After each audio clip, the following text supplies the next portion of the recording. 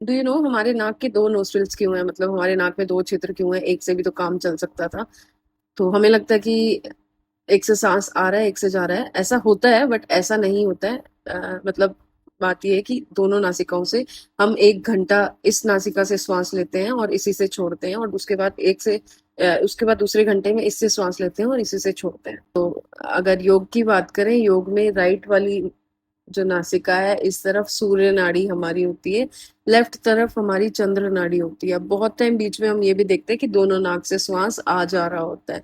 तो उस टाइम पे क्या होता है, जैसे मान लो 1 घंटा हो गया चंद्र नाड़ी को चलते हुए, तो अब जब दूसरी नाड़ी पे स्विच करना है, मतलब सूर्य नाड़ी पे जब स्विच करना है अपनी बॉडी को, तो कुछ सेकंड्स के लिए हमारी दोनों नासिकाएं चलेंगी। मतलब उस टाइम पे हमारी तीसरी नाड़ी होती है, एक सुषुम्ना नाड़ी, वो एक्टिव हो जाती है। वो दोनों से श्वास लेती है, मतलब वो चेंज करने का काम करती है।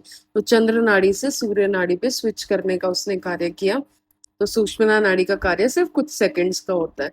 अब एक योग का एक पार्ट है जिसको स्वर योग बोला जाता है, कि हम किस स्वर में सांस लेते हैं। मतलब ये सूर्य स्वर है, ये चंद्र स्वर है, किस स्वर में हम सांस लेते हैं और किस कार्य को करते हुए किस तरीके का श्वास लेना चाहिए, ये भी योग का एक पार्ट है।